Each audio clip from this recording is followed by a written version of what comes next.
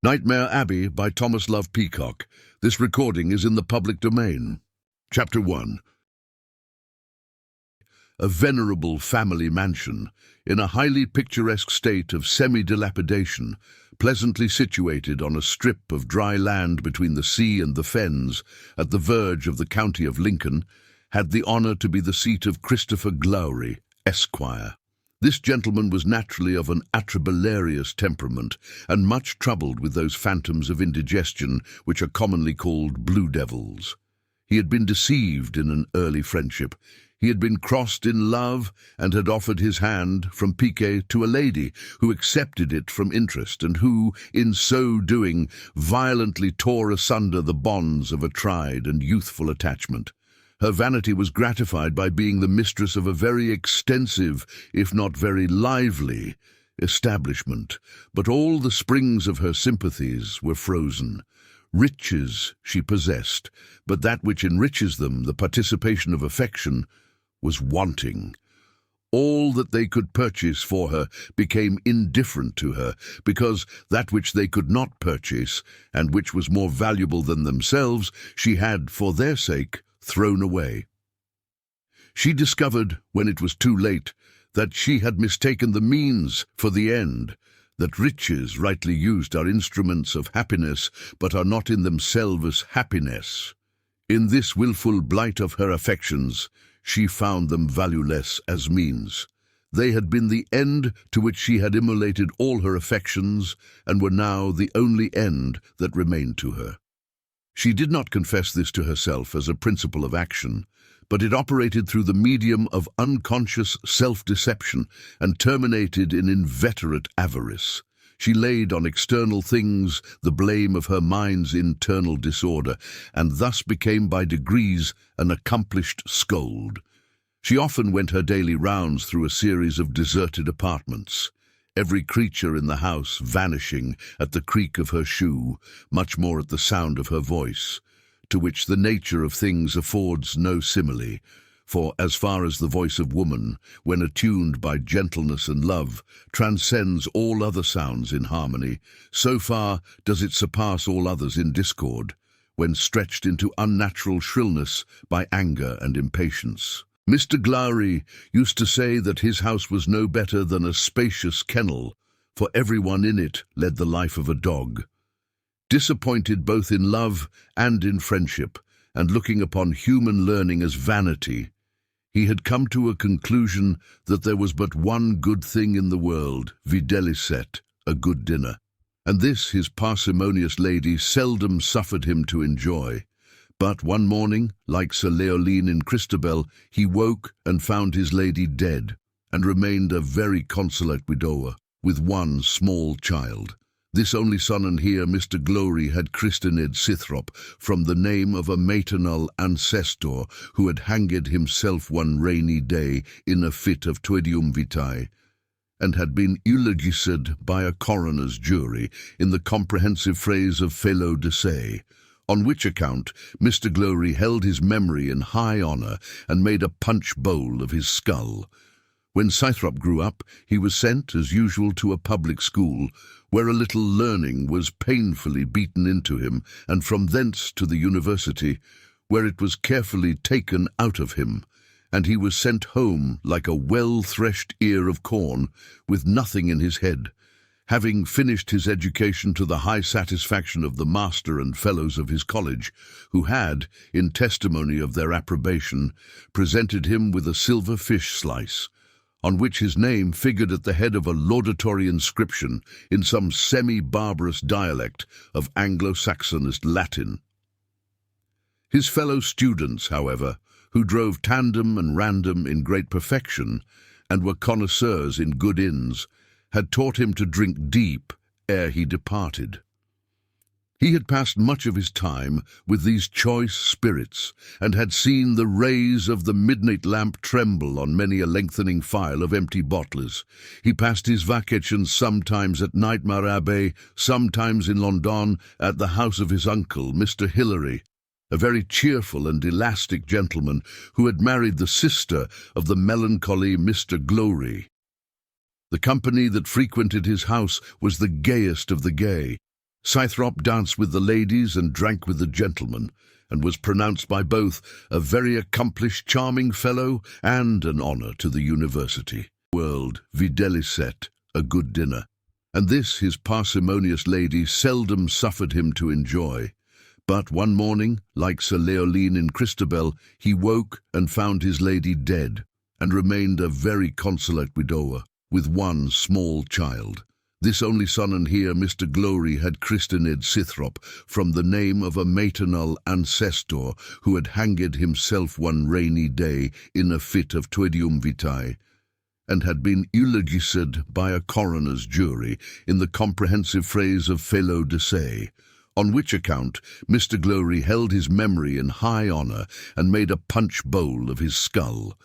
When Scythrop grew up, he was sent, as usual, to a public school, where a little learning was painfully beaten into him, and from thence to the university, where it was carefully taken out of him, and he was sent home like a well-threshed ear of corn, with nothing in his head, having finished his education to the high satisfaction of the master and fellows of his college, who had, in testimony of their approbation, presented him with a silver fish slice, on which his name figured at the head of a laudatory inscription in some semi-barbarous dialect of Anglo-Saxonist Latin.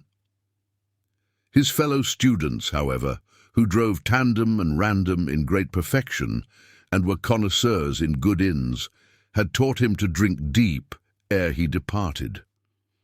He had passed much of his time with these choice spirits, and had seen the rays of the midnight lamp tremble on many a lengthening file of empty bottlers.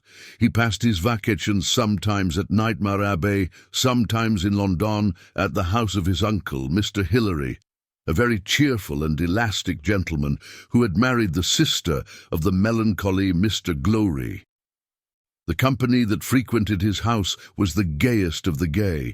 Scythrop danced with the ladies and drank with the gentlemen, and was pronounced by both a very accomplished, charming fellow and an honour to the university. At the house of Mr. Hilary, Scythrop first saw the beautiful Miss Emily Girouette.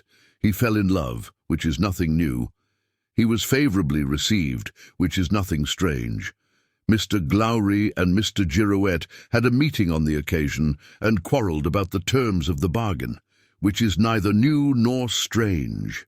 The lovers were torn asunder, weeping and vowing everlasting constancy, and in 3 weeks after this tragical event, the lady was led a smiling bride to the altar by the Honourable Mr. Lackwit, which is neither strange nor new. Scythrop received this intelligence at Nightmare Abbey, and was half distracted on the occasion. It was his first disappointment, and preyed deeply on his sensitive spirit. His father, to comfort him, read him a commentary on Ecclesiastes, which he had himself composed, and which demonstrated incontrovertibly that all is vanity. He insisted particularly on the text, "One man among 1,000 have I found, but a woman amongst all those have I not found." How could he expect it, said Scythrop, when the whole 1,000 were locked up in his seraglio? His experience is no precedent for a free state of society like that in which we live. Locked up or at large, said Mr. Glory, the result is the same. Their minds are always locked up, and vanity and interest keep the key. I speak feelingly, Scythrop. I am sorry for it, sir, said Scythrop. But how is it that their minds are locked up? The fault is in their artificial education, which studiously models them into mere musical dolls, to be set out for sale in the great toy shop of society. To be sure, said Mr. Glory, their education is not so well finished as yours has been, and your idea of a musical doll is good. I bought one myself, but it was confoundedly out of tune. But whatever be the cause, Scythrop, the effect is certainly this, that one is pretty nearly as good as another, as far as any judgment can be formed of them before marriage. It is only after marriage that they show their true qualities, as I know by bitter experience. Marriage is, therefore, a lottery, and the less choice and selection a man bestows on his ticket, the better. For if he has incurred considerable pains and expense to obtain a lucky number, and his lucky number proves a blank, he experiences not a simple but a complicated disappointment, the loss of labor and money being superadded to the disappointment of drawing a blank, which, constituting simply and entirely the grievance of him who has chosen his ticket at random, is, from its simplicity, the more endurable. This very excellent reasoning was thrown away upon Scythrop, who retired to his tower as dismal and disconsolate as before. The tower which Scythrop inhabited stood at the south-eastern angle of the abbey, and on the southern side the foot of the tower opened on a terrace, which was called the garden, though nothing grew on it but ivy and a few amphibious weeds. The southwestern tower, which was ruinous and full of owls, might, with equal propriety, have been called the aviary. This terrace or garden, or terrace garden, or garden terrace, the reader may name it ad libitum, took in an oblique view of the open sea and fronted a long tract of level seacoast and a fine monotony of fens and windmills. The reader will judge, from what we have said, that this building was a sort of castellated abbey, and it will probably occur to him to inquire if it had been one of the strongholds of the ancient church militant. Whether this was the case, or how far it had been indebted to the taste of Mr. Glory's ancestors for any transmutations from its original state, are, unfortunately, circumstances not within the pale of our knowledge. The northwestern tower contained the apartments of Mr. Glory. The moat at its base and the fens beyond comprised the whole of his prospect. This moat surrounded the abbey, and was in immediate contact with the walls on every side but the south. The northeastern tower was appropriated to the domestics, whom Mr. Glory always chose by one of two criterions, a long face or a dismal name. His butler was Raven, his steward was Crow, his valet was Skelet. Mr. Glory maintained that the valet was of French extraction, and that his name was Squelette. His grooms were Mattocks and Graves. On one occasion, being in want of a footman, he received a letter from a person signing himself Diggory Deathshed, and lost no time in securing this acquisition. But on Diggory's arrival, Mr. Glory was horror-struck by the sight of a round, ruddy face and a pair of laughing eyes. Deathshed was always grinning, not a ghastly smile, but the grin of a comic mask, and disturbed the echoes of the hall with so much unhallowed laughter that Mr. Glory gave him his discharge. Diggory, however, had stayed long enough to make conquests of all the old gentleman's maids, and left him a flourishing colony of young Deathsheds to join chorus with the owls that had before been the exclusive choristers of Nightmare Abbey. The main body of the building was divided into rooms of state, spacious apartments for feasting, and numerous bedrooms for visitors, who, however, were few and far between. Family interests compelled Mr. Glory to receive occasional visits from Mr. and Mrs. Hilary, who paid them from the same motive, and as the lively gentleman on these occasions found few conductors for his exuberant gaiety, he became like a double-charged electric jar, which often exploded in some burst of outrageous merriment to the signal discomposure of Mr. Glory's nerves. Another occasional visitor, much more to Mr. Glory's taste, was Mr. Flosky, a very lachrymose and morbid gentleman, of some note in the literary world, but in his own estimation of much more merit than name. The part of his character which recommended him to Mr. Glory was his very fine sense of the grim and the tearful.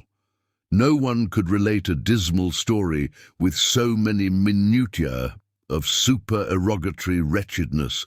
No one could call up a raw head and bloody bones with so many adjuncts and circumstances of ghastliness. Mystery was his mental element. He lived in the midst of that visionary world in which nothing is but what is not. He dreamed with his eyes open and saw ghosts dancing round him at noontide. He had been in his youth an enthusiast for liberty, and had hailed the dawn of the French Revolution as the promise of a day that was to banish war and slavery and every form of vice and misery from the face of the earth. Because all this was not done, he deduced that nothing was done, and from this deduction, according to his system of logic, he drew a conclusion that worse than nothing was done, that the overthrow of the feudal fortresses of tyranny and superstition was the greatest calamity that had ever befallen mankind, and that their only hope now was to rake the rubbish together and rebuild it without any of those loopholes by which the light had originally crept in. To qualify himself for a coadjutor in this laudable task, he plunged into the central opacity of Kantian metaphysics and lay perdu several years in transcendental darkness, till the common daylight of common sense became intolerable to his eyes. He called the sun an ignis fatuus, and exhorted all who would listen to his friendly voice, which were about as many as called God Save King Richard, to shelter themselves from its delusive radiance in the obscure haunt of old philosophy. This word old had great charms for him.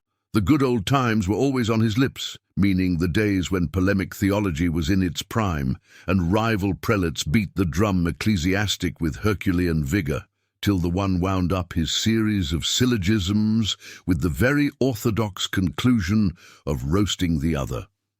But the dearest friend of Mr. Glory, and his most welcome guest, was Mr. Too-Bad, the Manichaean millenarian. The 12th verse of the 12th chapter of Revelations was always in his mouth. Woe to the inhabitants of the earth and of the sea, for the devil is come among you, having great wrath, because he knoweth that he hath but a short time.